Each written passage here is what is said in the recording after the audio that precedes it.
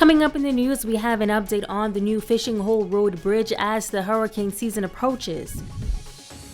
A financial advisor giving some helpful tips during this COVID pandemic. And a special tribute to frontline workers. The Bahamas Tonight, the Northern Edition, starts now. This is the Bahamas Tonight, Northern Edition.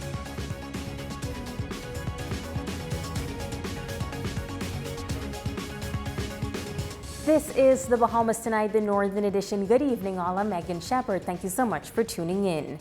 As the world continues to focus on the COVID-19 pandemic, here on Grand Bahama, officials are mindful that the 2020 Atlantic hurricane season is just over 1 month away. An area of focus heading into the hurricane season is the Causeway, still under construction at the Fishing Hole Road. Tonight, Jamila Mizik speaks with the Minister of State responsible for overseeing the work. Minister of Disaster Preparedness Management and Reconstruction, the Honorable Iram Lewis, says even in the face of the COVID-19 pandemic, they're mindful of the fact that the hurricane season is quickly approaching, which means they must be diligent in their preparation, and that includes completing the Fishing Hole Road Causeway. He says they're focusing on building a more resilient causeway, which will allow persons to be able to traverse back and forth during extreme weather conditions. We are now putting a reinforced revetment in, which will support the foot ramps from the eastern and the western side. So the whole intention is to prevent a similar washout that took place during Dorian. ABC, they are on the job. They have been given full clearance to do all of their work. And as you can see, even though unemployment is down, as you can see in the background, we have at least 25 workers on the site. So people are working in Grand Bahama, and we are doing our best to prepare for the upcoming hurricane season. President of ABC Construction, Wolfgang Geiger, says in the coming weeks, they will continue to work on the causeway so it can be completed ahead of the hurricane season.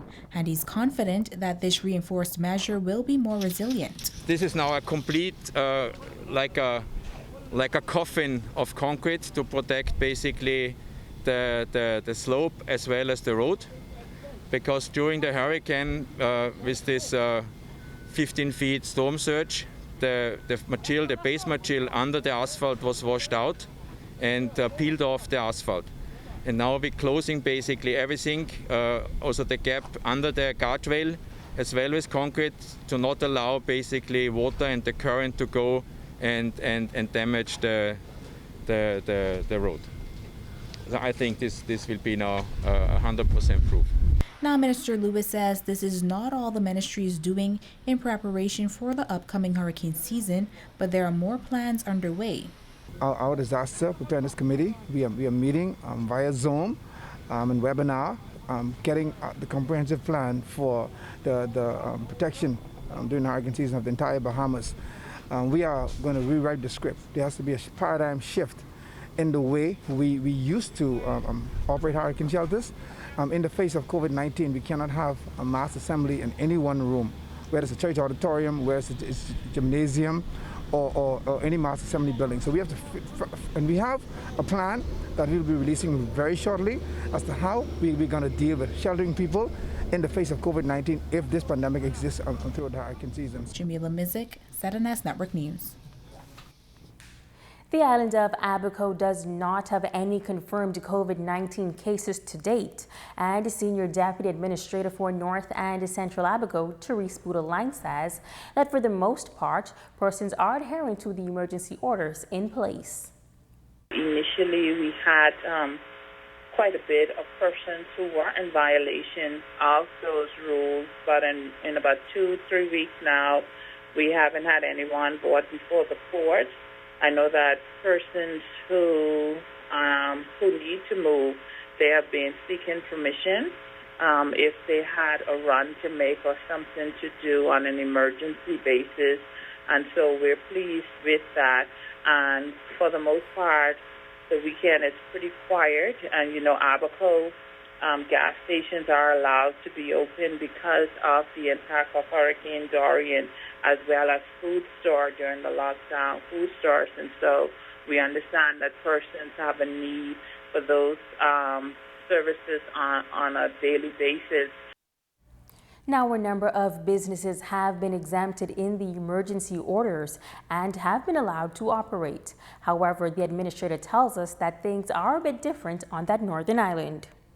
Mark Harbor is the central business area, and those stores, for the most part, have been devastated. And so we have grocery stores that are open, and one or two other stores that are being providing limited services. But for the most part, those places are in their rebuilding phase. And so with the exemption for construction workers to continue to work in the Foundry Islands during the weekdays, you'll see a lot of activities, cleaning up of debris and that sort of a thing. So we have in North Abaco and other areas smaller brands of stores like that, and they have been accommodating their customers. With the COVID-19 pandemic affecting the entire nation, just about every sector within the economy is taking a major blow. Some Bahamians have even lost their jobs and have had to now file for unemployment benefits. But in this report, a financial advisor is providing some advice as to how Bahamians can stay financially fit during this period. Italia Hall has more. Research shows that in the midst of a pandemic, people are not just concerned about their physical well-being, but their financial health as well. As some industries continue to crash across the world, and many are uncertain about the future, some banks are offering customers a few breaks. Financial advisor Kayleen Newton is encouraging Bahamians to take this opportunity to make wise decisions. Banking institutions, understanding the environment, have offered their clients or customers who would have debt obligations with them incentives. But those incentives at this time are only for those who would have been current with their obligations, and it is a time where those customers can now tap into the benefits of the deferrals. However, taking the deferrals does not mean that if you still receive an income that you should spend it on something else. And she says if you do not need it, do not take the offer from the banks. Most critical thing that anyone should be doing is saving, because we don't know how long this will last, and we don't know what will happen when we get on the other side of COVID, the impact that would have on your personal economy and also on the economy as a country and the world at large. To those who are doing well financially during this period, Newton says now is not the time to make any rash decisions. Fast decisions, whether it's with your money, whether it's with investments, because there's still an unknown.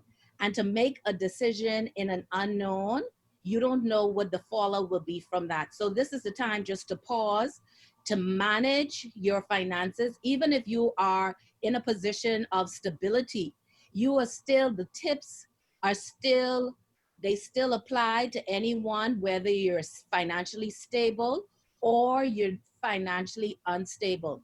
Because as I said earlier, this crisis, we don't know how long it will last. And it's not just a health pandemic.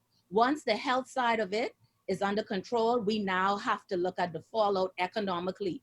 And for others who may have been faced with an unfortunate situation or may have lost their jobs. Sometimes we like to say, oh, it's so cliche, but the first thing you need to do, and you do it every day, you speak to God, you pray to God, you say, God, show me what to do, and ask him for wisdom, knowledge, and understanding. The second thing to do is whatever funds you have, ensure that you're only spending on the bare essentials, your needs. Italia Hall, ZNS Network News. It's been nearly 8 months now since the passing of Hurricane Dorian, and many residents are still in the process of readjusting their lives. One of those adjustments is securing housing. Tonight, a local real estate agent shares how the market has adjusted since the storm and in the face of this global pandemic. Real estate agent and partner at Keys Realty Bahamas, Kiara Jones, says that the housing market across the country was doing particularly well before the rise of COVID-19. She says that persons were in the process of making relocation deals, whether through purchases or rental agreements.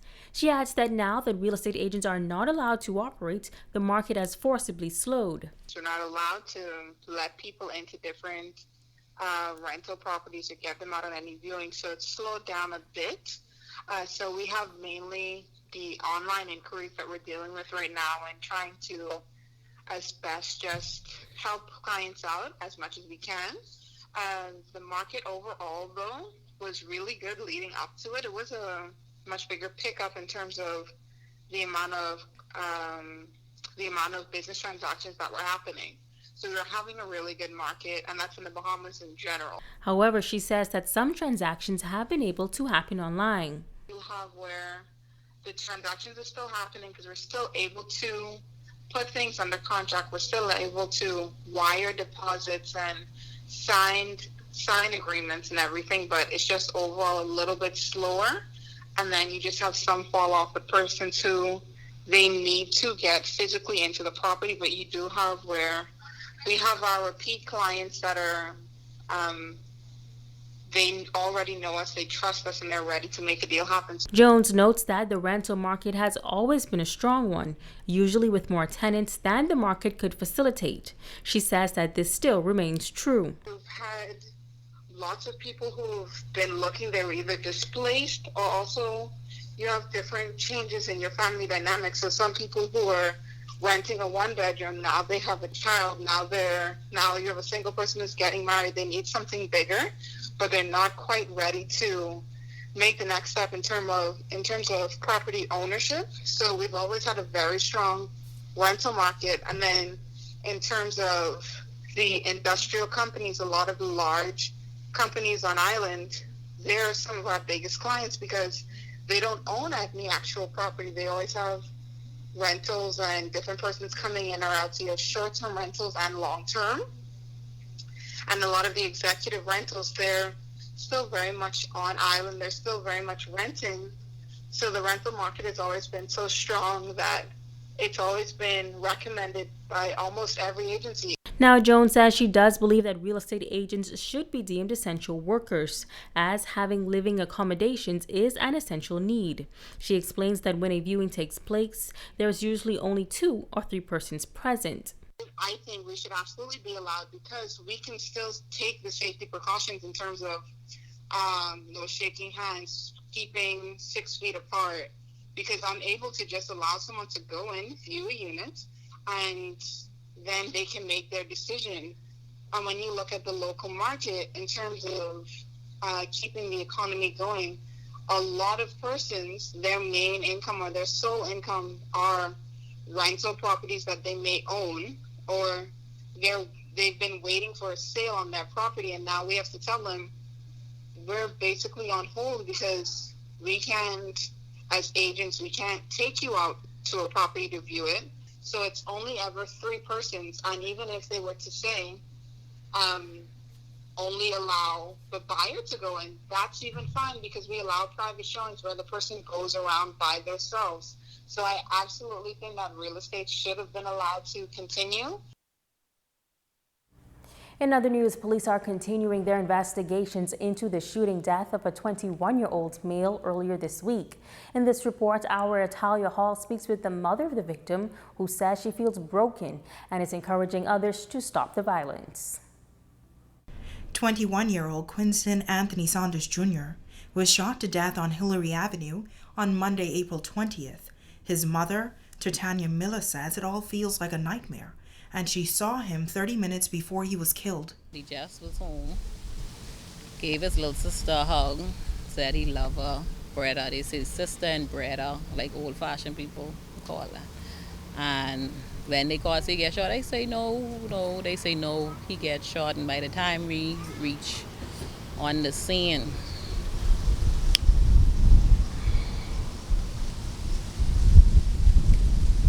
I literally, me and my husband, we watch him take his last breath. She says she feels angry and hurt. I mean, people see me saying, oh, how a mother could do this. For some reason, God has just given me the strength when it's time to talk. You see, when you move, I get break down all over again. Like I live in this every second. I have breath, but I talk. Sometimes my breath is like just cut off. The other night I had to ask for Vicks because I literally felt like I was gonna die because the pain just pumping. And I say, Lord, you have to give me the strength to deal with this. Miller says she would not wish this feeling on any mother.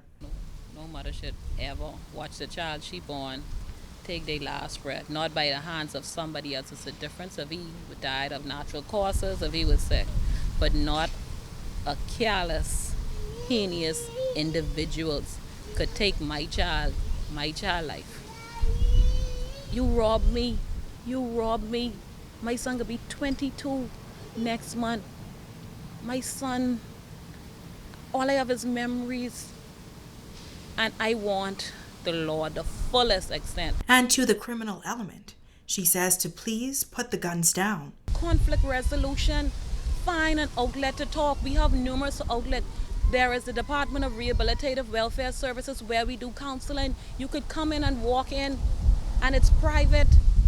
Come and get help. Rehab is open. I've worked at the department for 13 years. There is help there. Learn conflict, communicate, conflict resolution. Come and get help. Speak to somebody. Stop this bad boy thing. This don't make no sense. Why are you out there shooting? What's the reason? Why? While in tears, she says her son was loving, joyous, and friendly with everyone he came in contact with, especially those in the back of town community. It's Halia Hall, ZNS Network News. And coming up in the news, a special tribute to frontline workers. Don't go away, that story up next.